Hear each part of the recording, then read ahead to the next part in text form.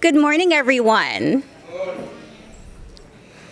I'm Dr. Tara Haley. I'm the Dean of Education and Human Services and the Downtown Campus Dean, along with Dr. Tamiko Grant, Instructional Program Manager of Professional Studies and Public Safety, and Dr. Sharon Wilburn, Health Tech Consultants and the Hand in Hand Network. We would like to thank you for joining us today for this important awareness event to discuss the prevalence of human trafficking in Northeast Florida and the therapeutic strategies used in addressing trauma in our community. As the community's college, FSCJ is committed to increasing awareness of issues that impact our community and generating collective action to address these issues. Our hope is that today's keynote speaker and panel presentation shine a spotlight on not only the pervasiveness of human trafficking, but also the steps our local community advocates are taking to help survivors of human trafficking thrive throughout their recovery and beyond. It is with great pleasure that I introduce our keynote speaker, Lisa Sheehan. Lisa serves as a survivor mentor with the Dolores Bar Weaver Policy Center Open Doors Outreach Network, which serves survivors ages 10 to 24. Lisa is currently studying for her undergraduate degree in Human Services here at FSCJ and intends to continue on her professional path to becoming a licensed clinical social worker. Lisa has worked in the mental health field for 10 years and comes from a background working with youth in foster and youth with substance abuse issues, providing a broad range of behavioral and mental health services. Lisa's lived experiences have given her a passion for helping to make a difference in the lives of others and breaking the cycle of intergenerational trauma. We are honored to have Lisa here join us to share her human trafficking story. Please join me in welcoming our keynote speaker, Lisa Sheehan.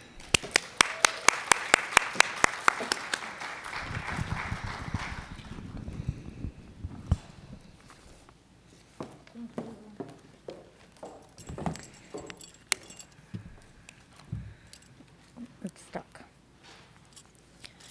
Thank you, everyone.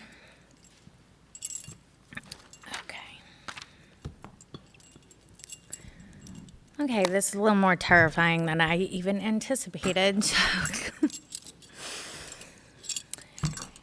It's funny. I'm about to stand up here and spill all my business before everyone in this room. I'm not worried at all about sharing my deepest, darkest secrets, for they have made me who I am. However, I am petrified of public speaking. I fought with myself about giving this speech, but knew that it was more important that these words were spoken and heard than if I held proper eye contact or practiced by picturing you all in your underwear.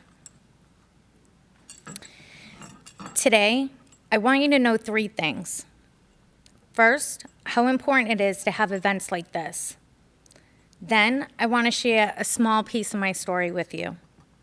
And finally, I want to leave you with some thoughts to take away from our time together. First and foremost, I'd like to thank everyone who's taken part in today's event as part of Human Trafficking Awareness Month. I'm still amazed that there is now a Human Trafficking Awareness Month and that colleges are hosting awareness days to shed light on the problem. Events like today's are an excellent place to start because education is unquestionably important in creating awareness and shifting the public's view of human trafficking.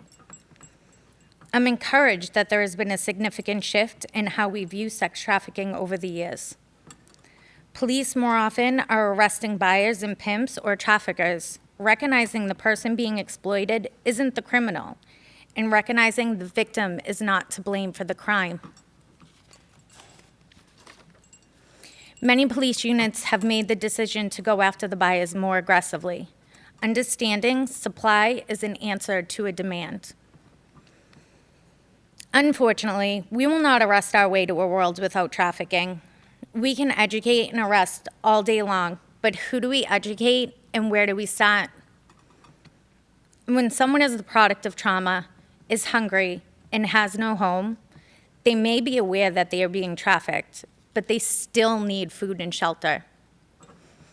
We need to address their vulnerabilities. In acknowledging the needs of the vulnerable, we offer them strength. A good place to start is with targeted interventions, shifting our approach, and investing in our communities. And we need to talk about it. We need to discard the idea of taboo topics and things that just shouldn't be said. I can remember hearing the term human trafficking for the first time 20 years ago. I had just turned 18 and relocated out of state to New Orleans, having aged out of the foster care system. My old social worker had contacted me and asked if I would be interested in doing an interview with a Boston newspaper. They wanted to publish an article about human trafficking and runaways. I agreed. I conducted a phone interview and met with a photographer in Louisiana. Because I requested to remain anonymous, only my silhouette was printed. From my first time hearing the word human trafficking 20 years ago to now standing before you, this has been a journey.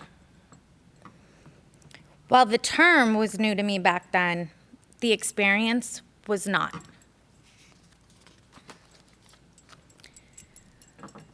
While each survivor's experience with human trafficking is unique, they often share a common dark past. Human trafficking only occurs about 5% of the time as depicted in movies like Taken and does not represent the whole story. Many people are trafficked simply for looking for a place to stay or something to eat. Alternatively, a woman or a man may fall victim to a person who deceived them into believing it was love. They fell in love with the human trafficker and were soon beaten for not meeting enough Johns that night. People of color and LGBTQIA+ people are trafficked more often and reported the least. Typically, they're classified as runaways and forgotten. The most vulnerable are the most vulnerable. No one should be cast aside or unprotected. As a white woman, I believe it's very important to advocate and be an ally for people of color and the LGBTQIA+ community. They can't do it alone. Another typical type of trafficking is that which occurs within a family. For exploitation, a family member will groom and provide treats. There's one definition of human trafficking we all agree on: any transaction of goods for the purpose of exploitation. Often, those who are exploited don't feel exploited. Instead, they feel loved or nurtured. No child or person should have to guess what love feels like. No person or child should mistake pain for love. Typically, survivors have a complicated history with relationships. Most survivors have experienced significant trauma before they are trafficked. Their understanding of relationships is further skewed during their experience of exploitation. There is also a significant loss of trust. Oftentimes, a survivor's support system is the abusers. With a combination of all these traumatic experiences, survivors have little knowledge of what a healthy relationship should look like. I can tell you about this firsthand. I come from a long line of abuse, drug addiction, and mental illness. By definition, I was trafficked more frequently than I even realized. Tupac Shakur once said, "My mother had a really bad childhood. My father had a really bad childhood. I had a bad childhood. But I loved my childhood. Even though it was bad, I loved it. I feel like it has taught me so much, and I feel like nothing can faze me. Nothing in this world can surprise me." This quote has touched my soul and brings me back to my own chaotic childhood. Though tumultuous, it led me to some amazing adventures, incredible people, and most importantly, peace within myself. It led me to stand here with you today. This is my journey, my path, my diary of a beautiful disaster. I'm gonna take a sip of those.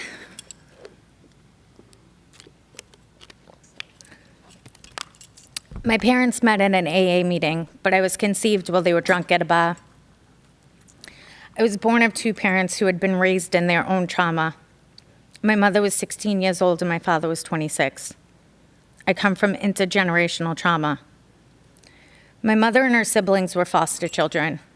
My mother's father lost his life during a drinking and driving accident where he was the drunk driver. My mother's mother ultimately gave my mother and her siblings up to the state. From what I've heard over the years, before they went to live with the state, they suffered at the hands of my grandparents. They were all subjected to abuse fueled by alcoholism. My father grew up in similar circumstances.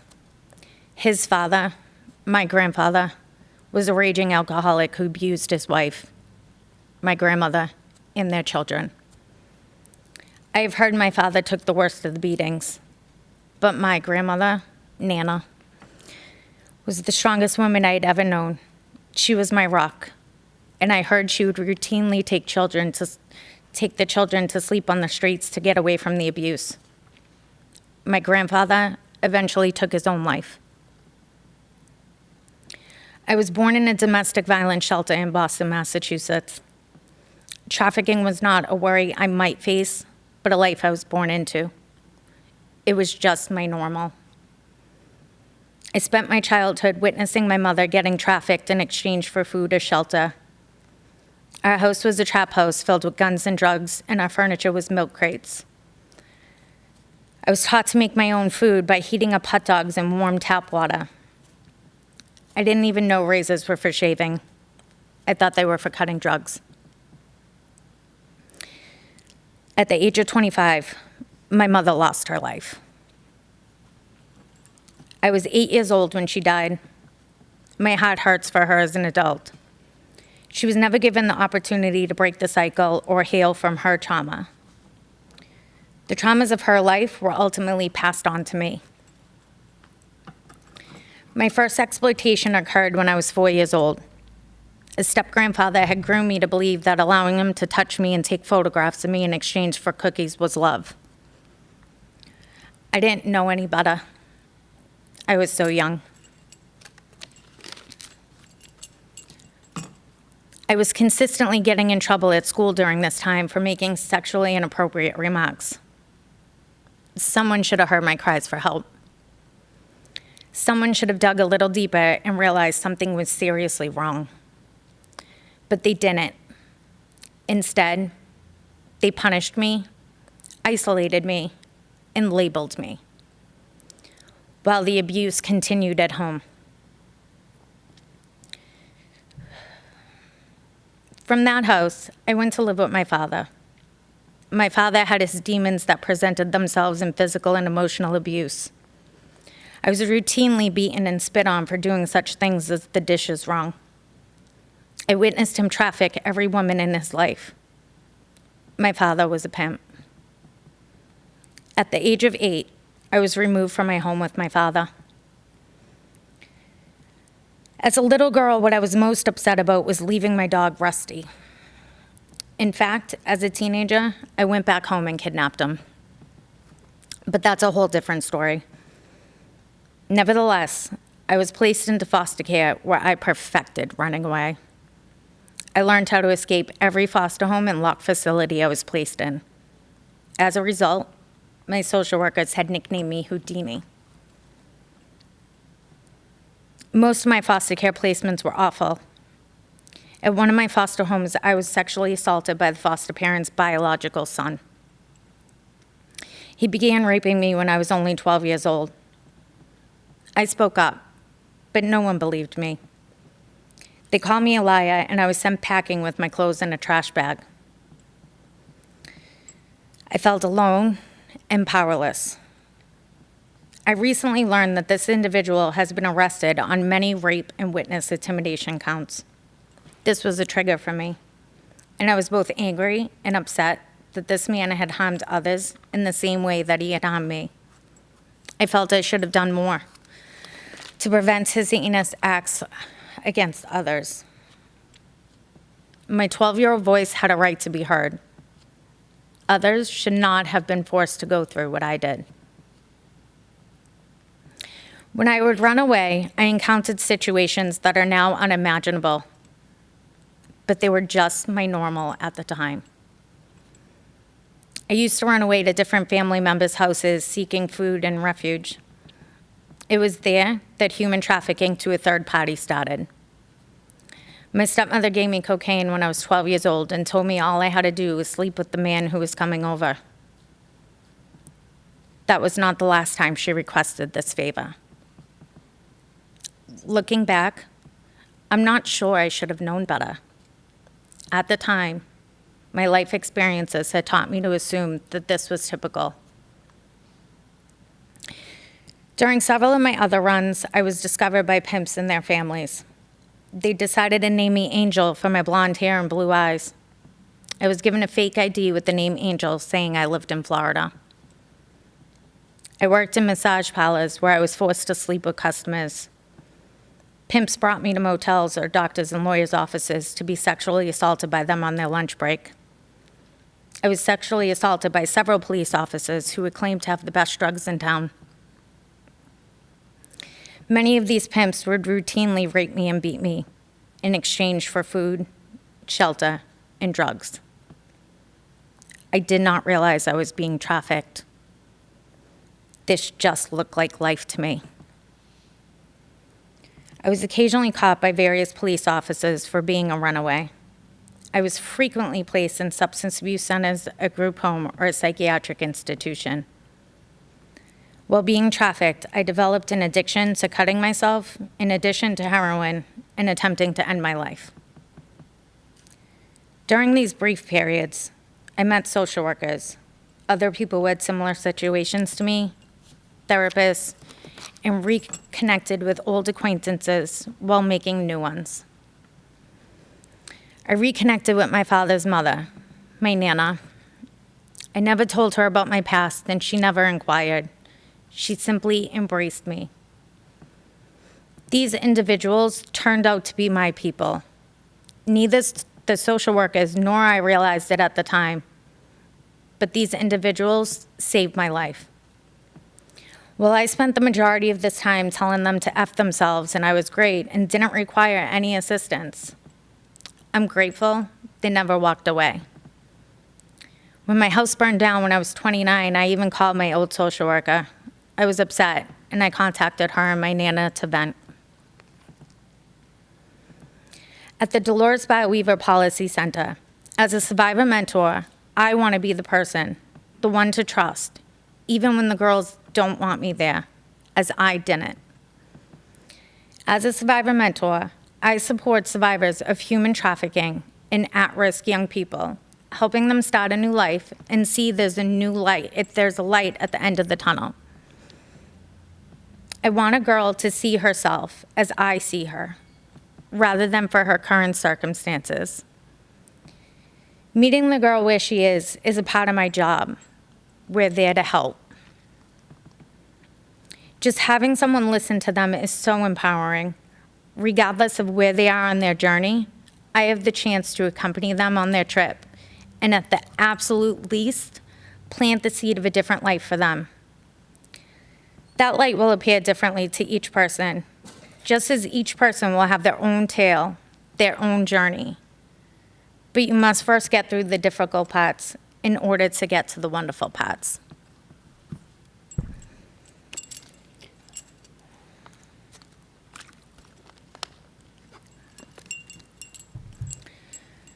For me, my journey to healing came about quickly.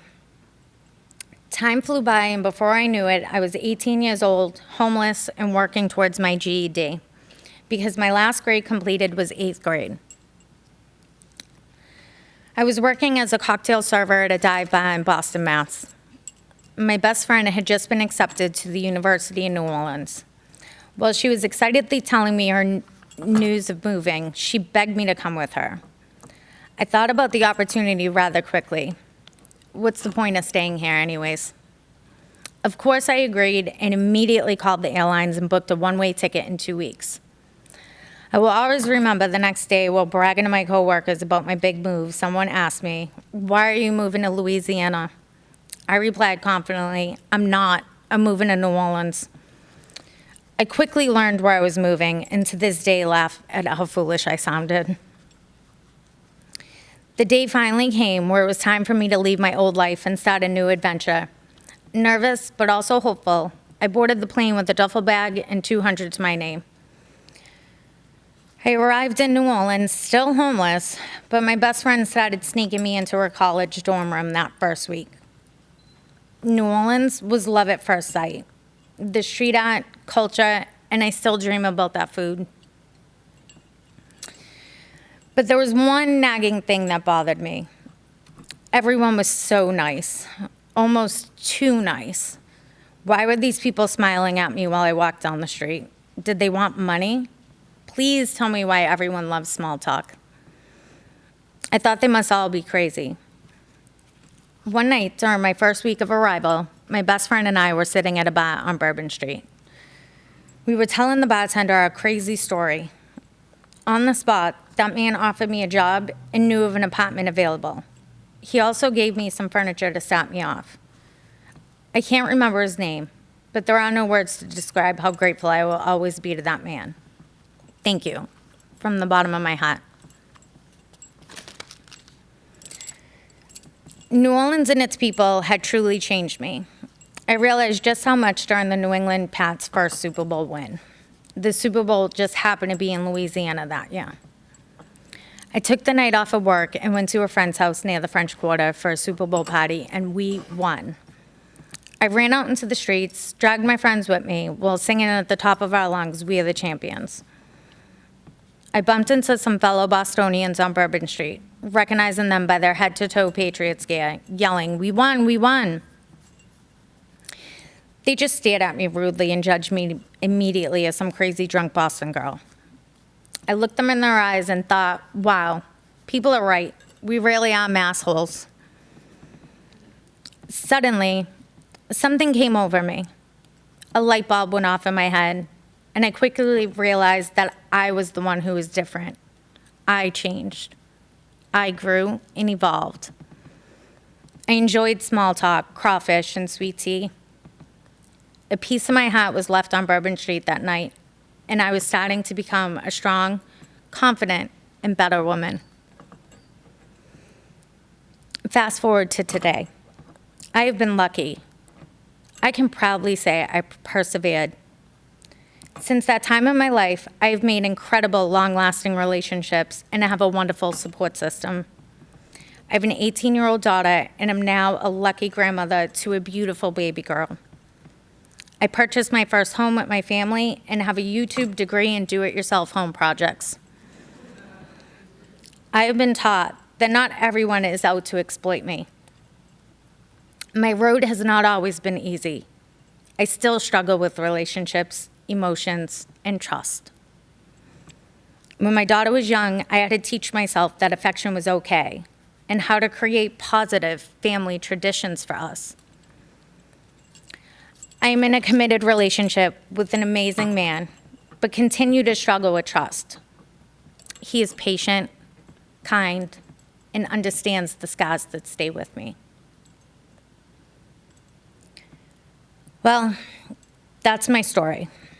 But what are the takeaways? I wish I could boil it down to some simple 5-point plan, but the truth is, human trafficking is as complex and confounding as humans are themselves. And that means there are countless solutions out there. So all I can tell you is what I have learned. One thing that I have learned is people need people. Every one of us needs a support system, someone to lean on when life gets hard, or just a friend to vent to. Having people in our corner when we achieve success can help us in our most difficult days. For survivors of sexual exploitation, the need for healthy, supportive relationships is even greater. I have found my strongest connections are with fellow survivors, whether it is survivors of domestic violence, addiction, childhood abuse, or sexual abuse. We have a common understanding. There is a bond that is instantly made. There is no judgment or shock between us. It is an appreciation of knowing someone else truly understands every hardship and emotion. Survivors serve as a connection to new experiences and opportunities. It is through these opportunities that survivors begin to establish a strong social support system. Such a network is vital to a person's continued success and healthy development. Having someone who will show up no matter what without expecting anything in return can shift the way that survivors approach life and help them achieve their full potential. I hope and strive to be that person who other survivors can go to for advice, emotional support, and guidance. I overcame and am so proud of the woman I have become. I will continue to work hard in honor of all those victims and survivors. We are not alone.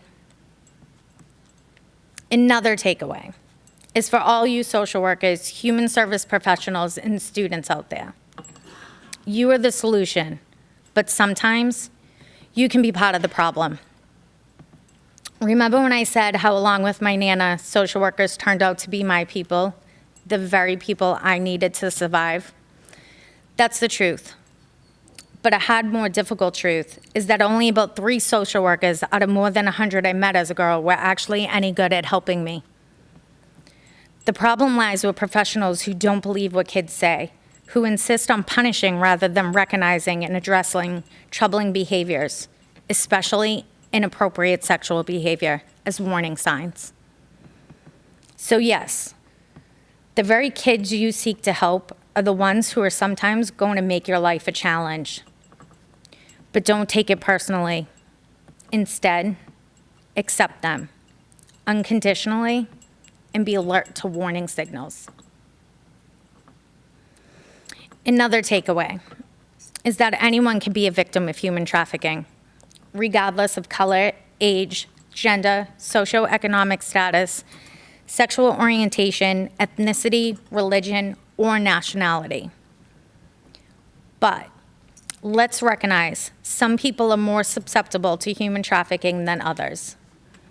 While data on the frequency of human trafficking in the general population of the United States is scarce, research suggests that runaway and homeless youth groups are particularly vulnerable to becoming victims.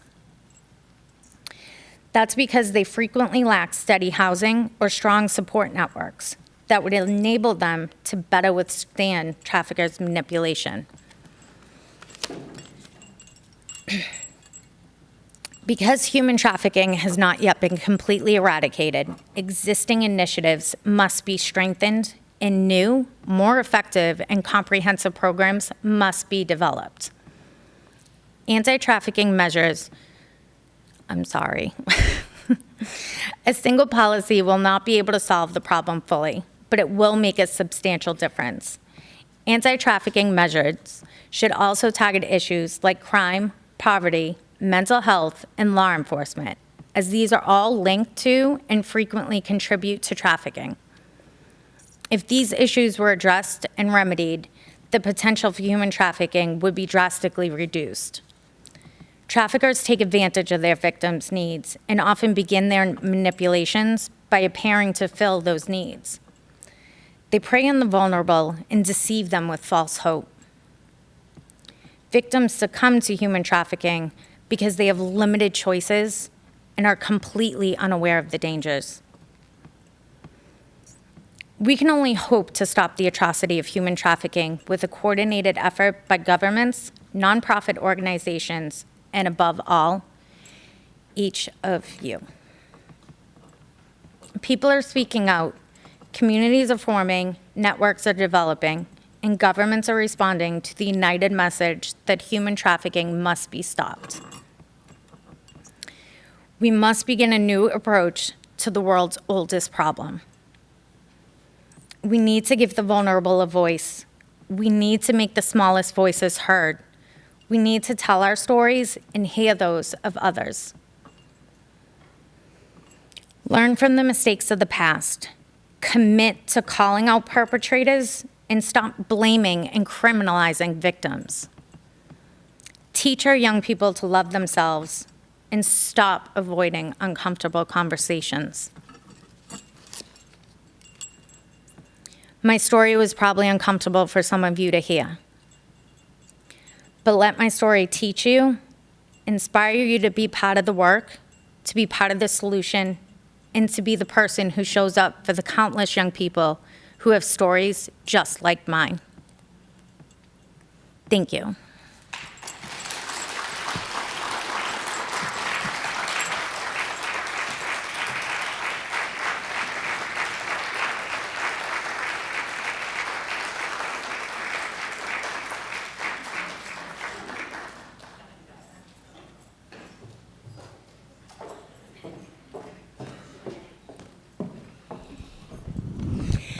Thank you, Lisa. We are so fortunate to have such a brave, strong advocate as you in our local community. Let's give one more round of applause to Lisa for sharing her story. Thank you. Now we'd like to open up the floor for any questions for Lisa, comments. We have a microphone in the back, so if you just raise your hand, we will bring the microphone to you.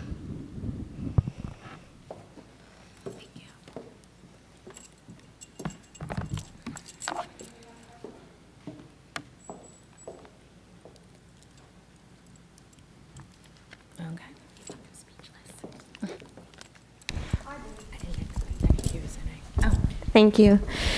You had mentioned that there were a very small amount of social workers who were able to help you. You may have mentioned this. There was so much information. What is it that they did in particular that was very different from the others who were not helpful?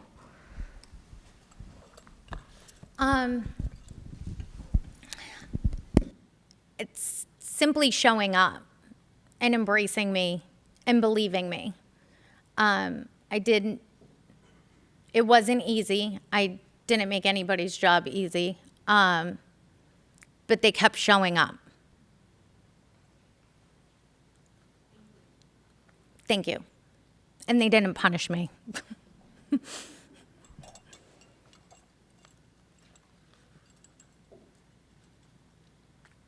Good. Good. Thank you again, everyone. Thank you so much, Lisa. Thank you, Dolores Barweaver, for all that you do. At this time, I invite everyone to please go out and visit our vendor tables. We are going to just switch scenes in here and then prepare for our panel presentation next. So please enjoy some snacks, refreshments, and visit our vendor tables, and we will reconvene in about at 10 o'clock. You have your agendas to follow. So we will call everyone back in just a few minutes. Thank you.